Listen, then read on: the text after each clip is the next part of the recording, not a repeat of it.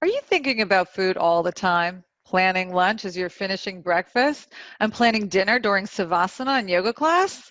Well, you are not alone.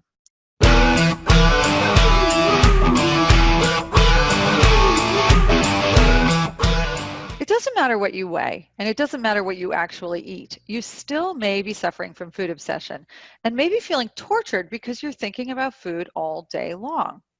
I get it because I suffered from this personally and actually wrote a book called Busy, Stressed, and Food Obsessed to help others with this very same issue. I'm Lisa Lutan, and I'm here with my beautiful and brilliant co-hosts, Andrea Beeman and Michelle Fenninghaus. We are all expert health coaches who've collectively helped thousands of people around the world get happier and healthier while staying sane and having fun. Ladies, I could talk about this subject all day long, but I would love to hear your perspectives about why people are thinking about food so much and how to stop it. Michelle?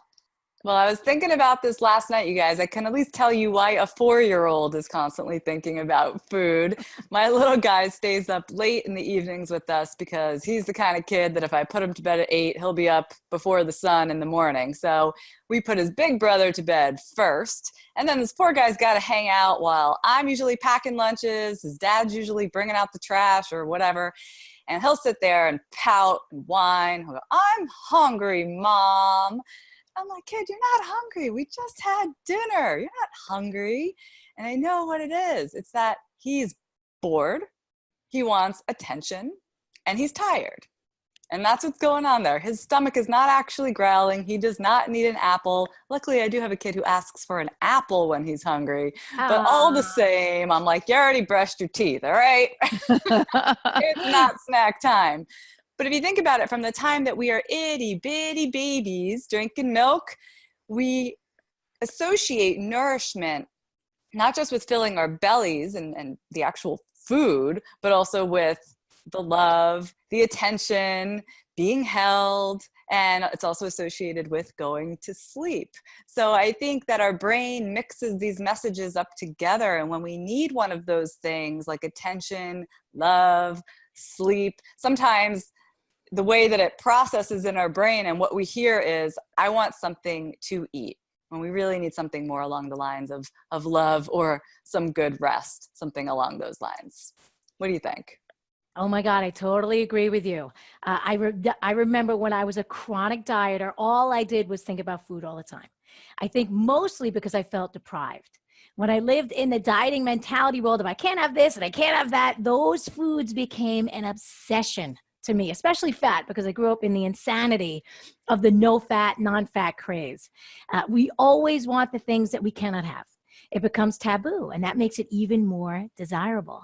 So when I'm working with folks that are stuck in a dieting mentality, the first thing that I do is educate them about food and then give them permission to have anything that they want. I'm talking anything, pizza, chocolate cake, there's no sign on it, right? A little red cross sign.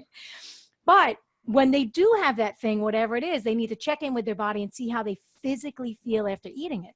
Did it actually make them feel good? Were they energized? Were they happy? Did they get sick, nauseous, zoned out?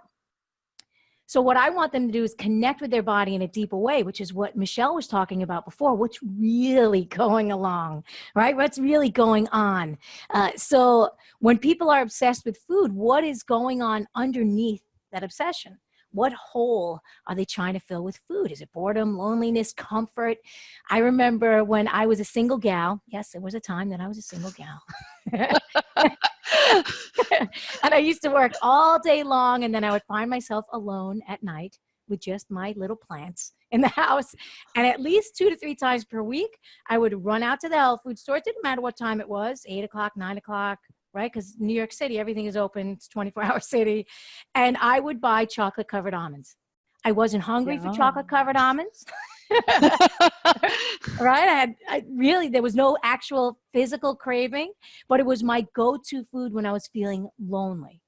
Oh, those little chocolate-covered almonds, right? I knew that they loved to fill me up. So sweet and salty. The whole thing, the combination. So that's my take on obsessions with food. Well, I couldn't agree more. I think, as Michelle said with her son, who saw the food and started thinking, I want to eat it, that happens quite a bit when we do see food. Even if we're not hungry, our body tells us to eat it because we might not have access to food at other times. And that goes back to when we were cavemen. Like, our bodies are programmed to accept food even when we're not hungry. But we also live in a world where food is available everywhere, and we are seeing food when we leave the drugstore. We're seeing it on billboards. We're seeing gorgeous food on Instagram and Facebook, and cookbooks with gorgeous food everywhere. It's never looked more beautiful. It's why I call it food porn. You know, it's just gorgeous. And so when we're seeing food so much, that's definitely going to be on our brain. And maybe we're going to want to eat it, but maybe we're just going to want to think about it too.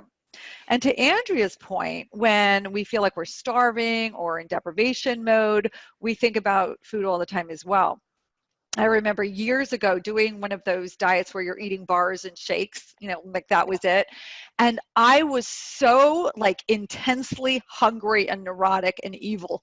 You know, all I was doing was like counting the minutes till my next bar. And like that was just so not a healthy way to exist. At all. And then there's a few other things that I tend to notice with myself and with my clients about food obsession. One of them is the relationship with sugar. And so I find personally when I'm eating a lot of sugar, not only am I thinking about sugar more, but I'm thinking about all food more. And probably it's that, you know, rise and fall of the blood sugar level, you know, all day long that's happening. But it's something I've noticed quite a bit. My food obsession totally goes up when I'm eating a lot of sugar. Another thing that I see is that for many women, food is pleasure.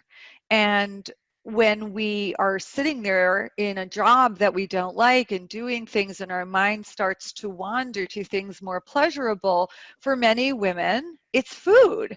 And that's, you know, it might be good, it might be bad, it might not. It's all if it's bothering you or not.